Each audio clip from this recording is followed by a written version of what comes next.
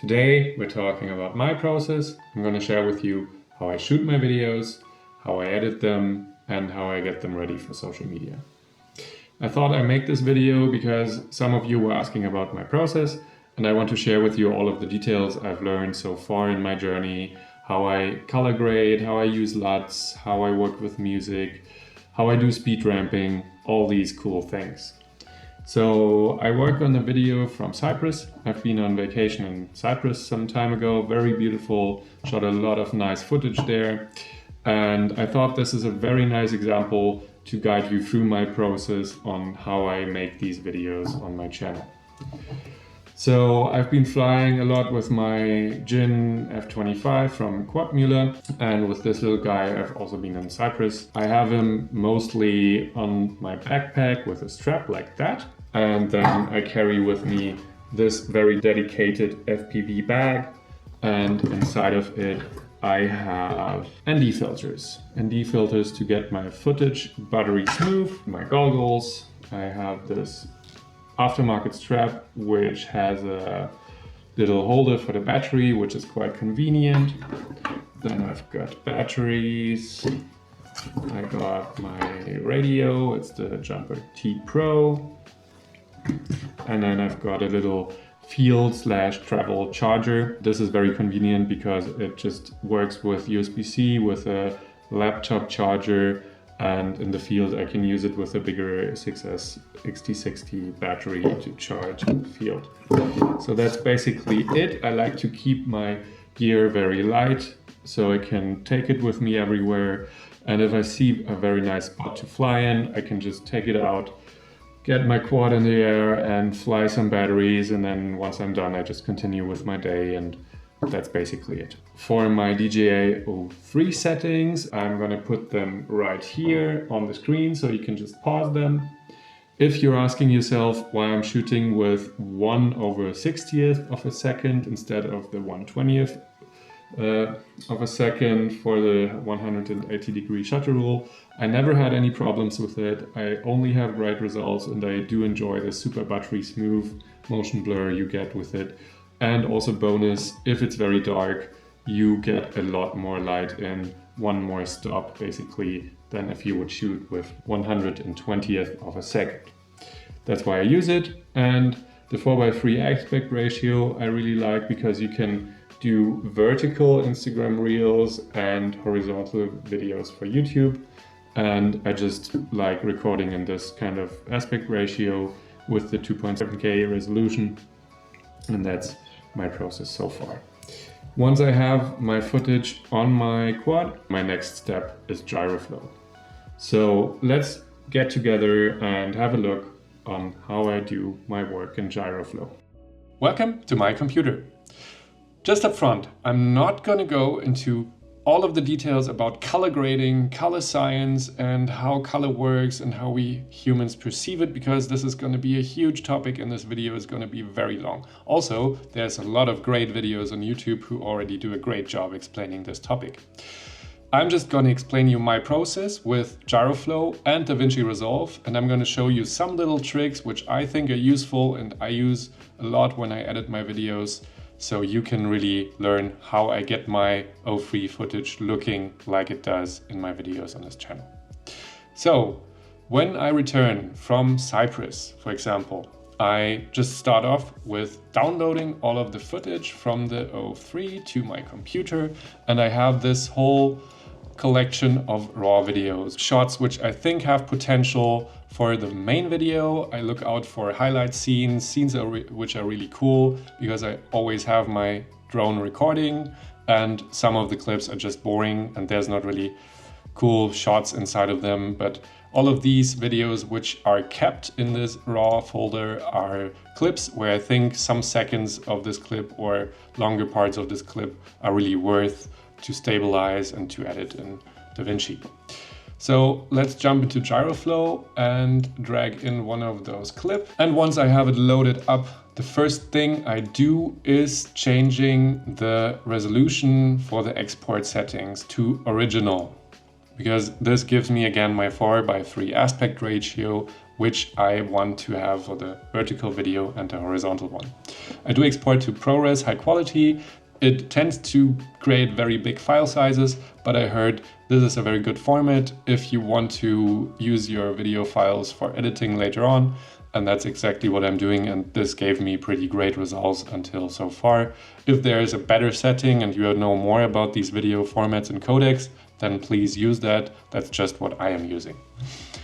For the smoothness of this video, I typically tend to keep it down between 20 and 30, 40%, because you can see here it looks already quite cinematic, and the more you turn this up, the more you get these weird zooming in and zooming out issues, and also your video quality is decreasing a lot, because the way this works is it just zooms in into your video frame, and you see if you turn it up to almost 100% how much it zooms in at some points. So I try to keep it down as much as possible. You basically just crank it up as high as you need it to be for the video to look as smooth as you want it to be looking. All of the other settings, zooming speed I keep at 2 seconds, lens correction I keep at 100, and everything else over here I keep basically by default. And for the video itself, what I was talking about earlier, that I curate my shots in Gyroflow. Let's say I want to have this shot where I fly towards this ship, and then a little bit of the turn around the ship. Then I pause my video here and I select I on my keyboard to mark an in point. And then I drag the little indicator towards where I want the shot to end, let's say around here. And I select O on my keyboard, and that sets the out point.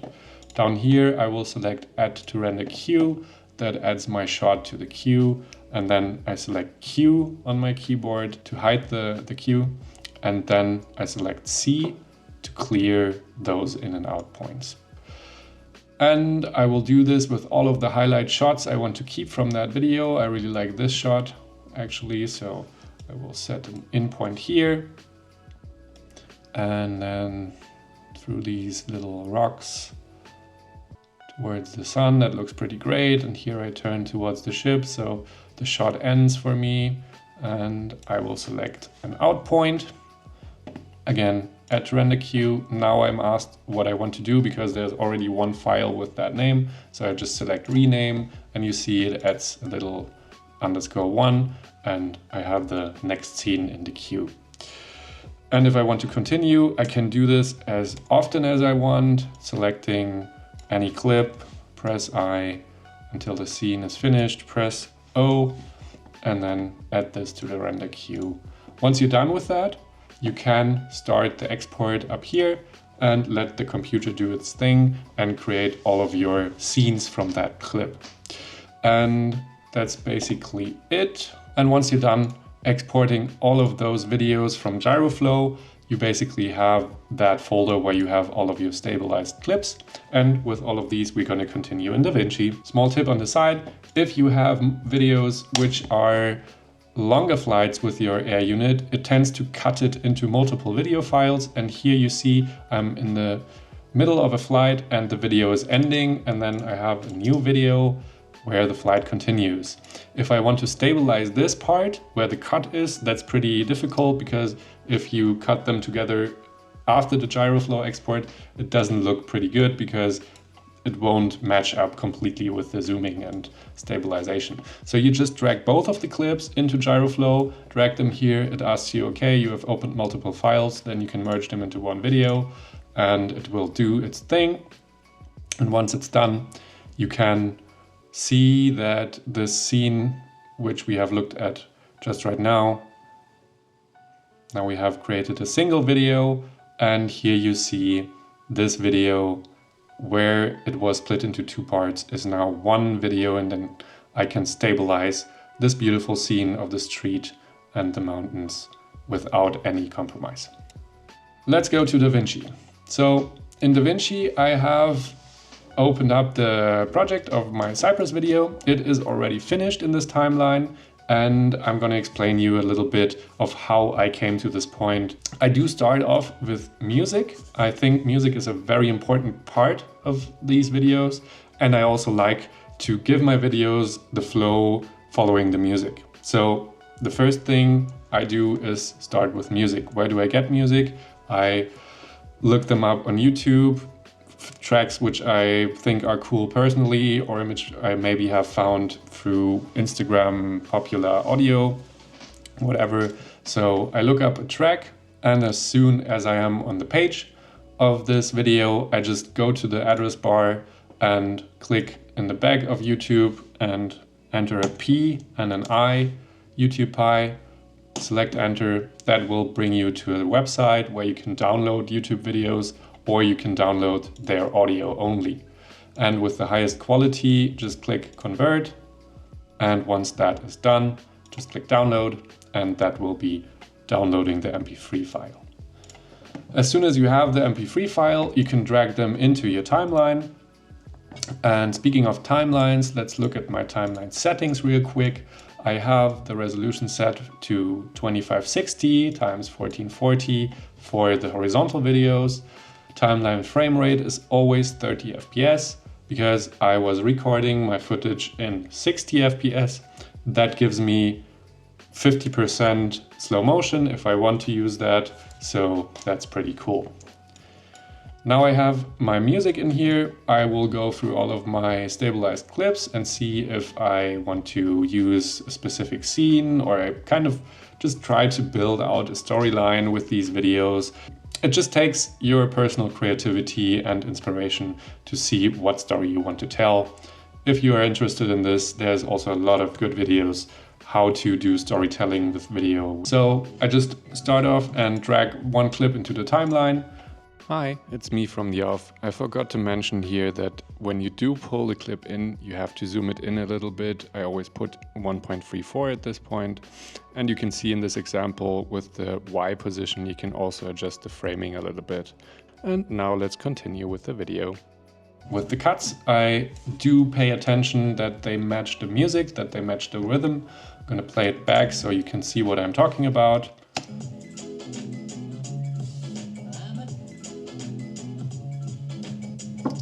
And as you probably have noticed, these cuts are directly matching with the hi-hats of the music, so they're timed to the music. Another thing which I paid attention to with these cuts is that you always watch out for the motion inside of the video, inside of the clip, when you do a cut. For example, if you see this one, you see that we have a forward motion flying on the side of the ship, and then the next cut would be here. The motion just smoothly transitions because we have kind of the same movement in both clips. Both of them have forward movement, pretty stable. And again, here we have forward movement, and so on. You should generally avoid to have movement which doesn't match together. If you have a cut and the one clip has movement which is slightly to the right, and then in the next you have like a movement which goes completely to the left, it tends to look a bit off. So try to always keep your movement as smooth and transitionable as possible. Another great example would be these clips. Here you see the movement is a right rotation, again, right rotation and right rotation here. Here we don't have this movement transition too much. It's a right rotation in this clip, and then we continue to a clip which moves into the scenery, descending shot with the drone. And you can do that, but just keep in mind to not do this all the time. You can use it creatively to break up scenes, to make transitions into new chapters of the video, but try to keep the movement between the cuts very smooth. Cool. So I guess that brings us to the next part, the color grading. The way I work is that I have only two nodes, as you can see here. And these two nodes are basically, one is the LUT and one is the color grade itself. For the LUT, I just use any of my favorite LUTs. I have a whole collection of them. I can send you the most used in the video description. It's a free download. You just have to register to a site and then you can download them. And I apply these LUTs directly to the O3 footage. I do no conversion to Rec 709 or something. I just directly apply the LUT and get going. So this node only has the LUT, and a node key setting. In this node key setting, you can set the key output to set how much the LUT is influencing the image. As you can see here, if I move this a bit higher, you see the image gets more contrasty, and the more I move it towards 0, this is basically with no LUT applied. So I keep the key output to 0.75 or something, just to turn it down a little bit and not have a very, very in-your-face effect. And then I have the second node where I do an actual color grading. I use the primaries a lot with all of these details and the curves and this color warper tool.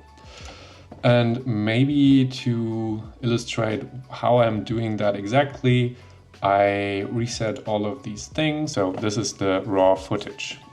First thing I do is select my LUT. So I go here, select this one. And as I said earlier, I turn it down to 0.75 something. And then I turn on the other node. This image is pretty dark and pretty contrasty. You see the highlights are already pretty blown out. You can also see this down here in your parade. The highlights are clipping and the shadows are pretty dark. So I want to make this image more balanced. I use the shadow tool down here to pull up the shadows quite a bit. You can see that the O3 is quite nice. If you film in the 10-bit, you can really crank up the shadows and it almost always looks pretty nice. Then you can try to rescue some of those highlights, but probably, yeah, some of them are clipped, but this looks way better now already. So I keep it like that. Maybe I can use the offset to make the whole image brighter. You can see, like with the offset, you move the whole parade a bit up, so everything gets a little bit brighter. That looks pretty good already. And then you can do some temperature, like some white balance. Either you use this tool to select a white area in the image, but we don't really have one right now, so I'm just gonna do it by hand. I like to have my colors always pretty warm, you may have noticed, so turn up the temperature a little bit here. And then the tint, you can use for color tint, either red or green. I think a little bit to the red side suits the scene quite a lot. Lift and gain is also used. Lift is same as shadows, gain is same as highlights. So let's turn down the gain a little bit, the lift, sorry, to get some more depth into the shadows. And the gain, lift this a bit up. Basically just counterbalance what we have done with the shadows and highlights to make the image look a bit more natural. That looks okay. And then I will switch to my curves. I will pull down a little bit here, pull down the shadows, and then with a little S-curve, just increase the contrast in the scene. Sometimes you can also like use the curves to color grade. You can select specific channels and remove the reds from the midtones or add some more red into the highlights. You see the very bright areas get more red now. And this is just a stylistic choice here at this point.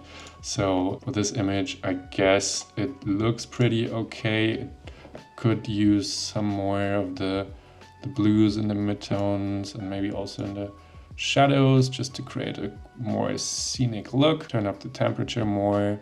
Get more of that evening light feeling. Yeah, that's already looking pretty good, I would say.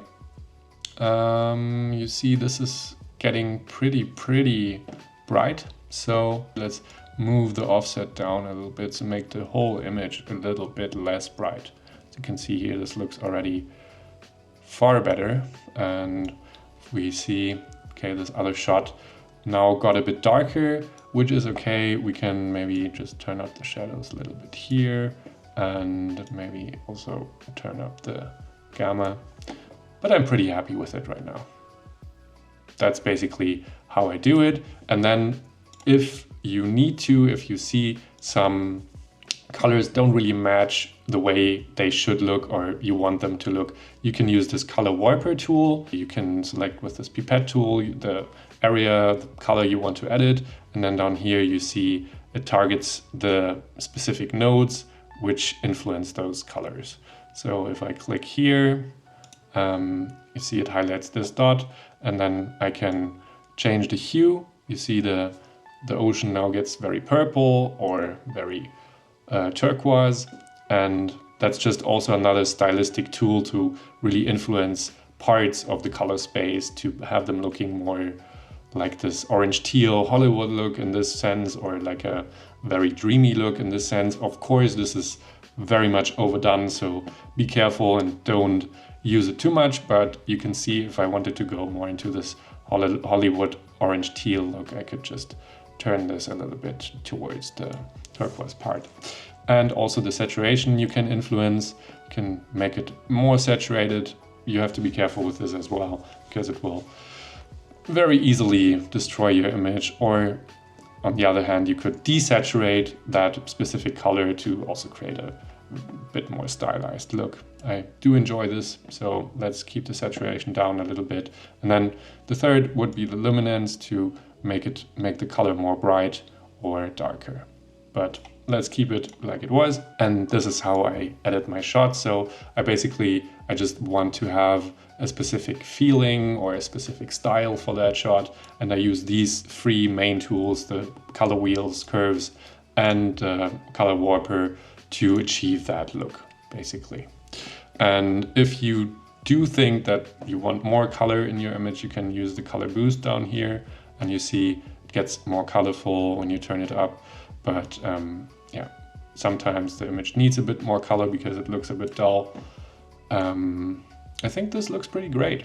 You see, like, I really like the highlights here, and the orange and the blue, how they work together, and the ship is pretty much in the main focus, and the colors work pretty great with that. So yeah, maybe turn this down just a little bit. Here's the saturation, that's the whole, basically the color for the whole image. Color boost only boosts the colors which are already pretty saturated.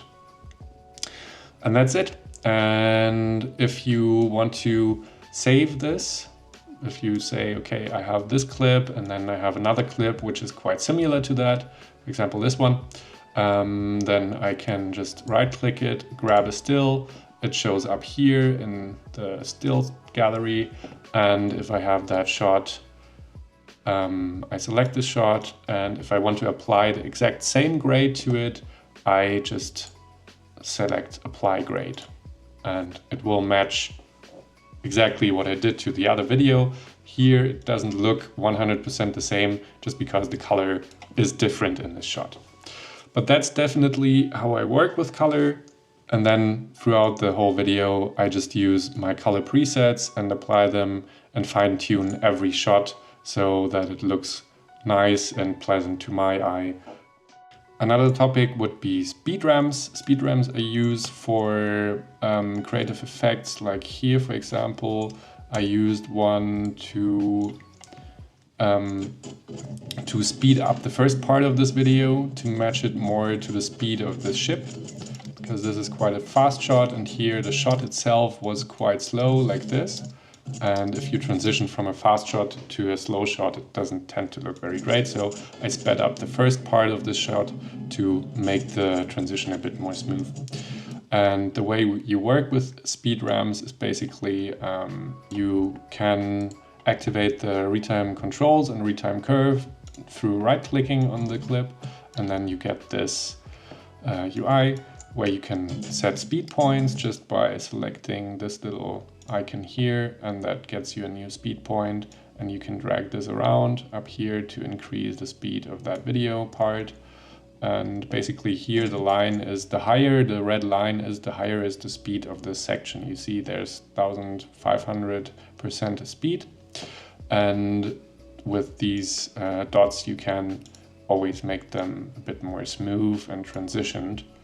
If it's just like this, you see it's a very instant change of speed, which most of the time doesn't really look very good. So you just play around with these things. I use it a lot to basically match video speeds in cuts, like I just said, or also just to make a little speed ramp like this to skip scenes which are a bit boring, or just match it also to the music. If I want to have a cut at exactly this beat or this hi-hat, then I sometimes use speed ramps to kind of tune the video speed, the video a bit to match the music and the video better. That's it so much so far. And then I just, you cut together this video, you put in all of the clips you want to use, and in the end you have this video. If I want to post a specific section of it or just everything on Instagram, I just duplicate a timeline, and with this copy timeline I select timeline settings, and for the resolution I select 1080 times 1920 like this. So HD resolution just in the vertical. And then I click OK, open up that timeline, and you see here, let's just keep this short. Maybe this shot is pretty cool. I would delete all of the others because probably for Instagram you don't need all of the shots. I try to keep my reels kind of short recently. So delete everything just for this one shot. And then in the shot itself, you can see that you need to adjust the zoom a little bit to have it not zoomed in, to have the whole shot. And then that's basically it.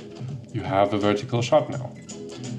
So then for the export in Davinci, I would go to this timeline, go to the deliver thing, and I do have standard settings which I use. I always export in QuickTime DNxR 444 10-bit in the resolution which I am using. If I would use the vertical resolution, it would be basically the 1080 times 1920. And then I select whatever file name, and then I just add this to the render queue and click render all. Then this gives me a file, which we're not gonna do all of it right now. So I'm just gonna stop it. And ultimately this gives me a file, this test. And because I do not like the H.265 conversion of Davinci Resolve, I use Handbrake. That is available for free for Mac and Windows. And the way I use it, I just open up that exported file from Davinci, click open, and you see already a preview. And then I also have basically saved my settings, and those are that I use these settings as they are here. I didn't change too much. Sorry for everything being in German here, but I'm just gonna click through them. Here's the important part: H.265 10-bit with constant quality RF of 10 and 30 FPS, and other than that, that's basically what I do. All of the other defaults are not changed. And once that's done, I just click start, and this creates the final MP4 file for me, which I can then upload to Instagram and YouTube. So that's how I do my videos, and I hope you could learn something from this whole session. It was a bit freestyle, but I hope I could really show you some of the details which I use to produce my videos. I think also a big part is the exporting through Handbrake, which makes a lot of sense because I do not really like the quality which Davinci Resolve does out of the box. And yeah, I hope you liked it, and see you in the next video.